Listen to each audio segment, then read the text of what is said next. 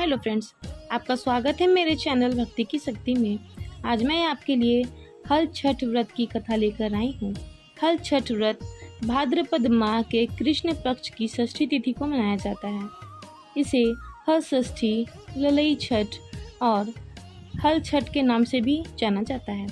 संतान के इच्छुक एवं संतानवती महिलाओं को यह व्रत करना चाहिए। इस दिन महिलाएं अपने संतान की लंबी आयु के लिए प्रार्थना करती हैं।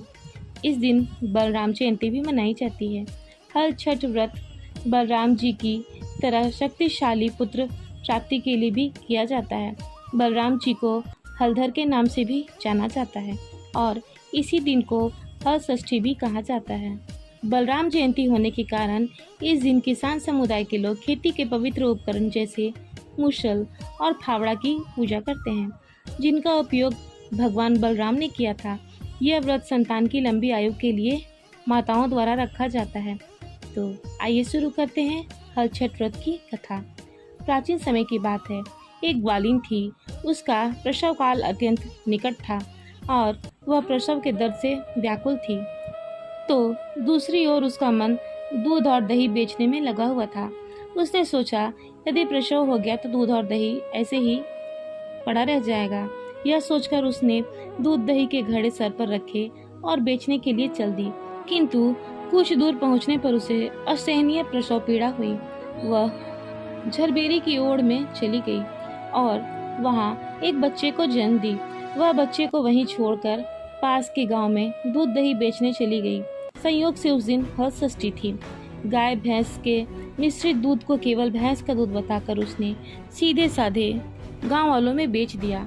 उधर जिस झरबेड़ी के नीचे उसने बच्चे को छोड़ा था, उसके समीप ही एक खेत में एक किसान हल जोत रहा था। अचानक उसके बैल भड़क गए और हल से लगने से वह बालक मर गया। इस घटना से किसान बहुत दुखी हुआ, फिर भी उसने हिम्मत और धैर्य से काम लिया। उसने झरबेरी की कांटों से ही बच्चे के चीरे हुए पेट में टाँका लगा दिया और उसे वहीं छोड़कर चला गया। कुछ देर बाद ग्वालिन दूध बेचकर वहां आई और बच्चे की ऐसी ही दशा देखकर उसे समझते देर नहीं लगी कि यह सब उसके पाप की ही सजा है। वह सोचने लगी, यदि मैंने झूठ बोलकर गाय का दूध न बेचा होता और गांव की स्त्रियों का धर्म भ्रष्ट न किया होता तो मेरे बच्चे की ऐसी दशा ना हुई होती। अतः मुझे लौटकर सभी बातें अब गांव वालों को बताकर प्रायश्चित करना चाहिए। ऐसा निश्चय कर वह उस गांव में गई जहां उसने दूध दही बेचा था। वह गली गली घूमकर अपने करतूत और उसके फलस्वरूप मिले दंड का बखान करने लगी।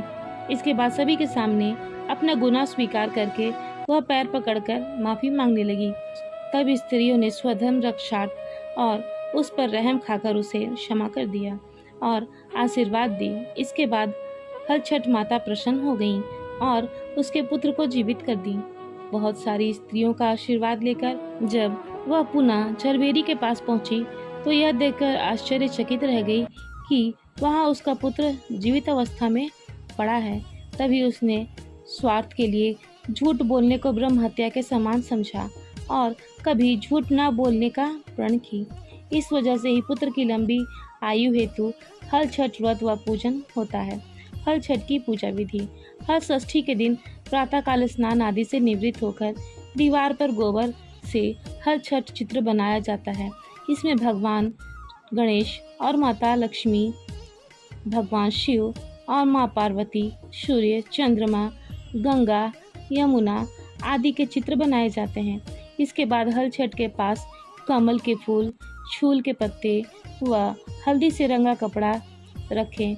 हल छठ की पूजा में पसाई के चावल, महुआ व दही आदि का प्रसाद चढ़ाया जाता है।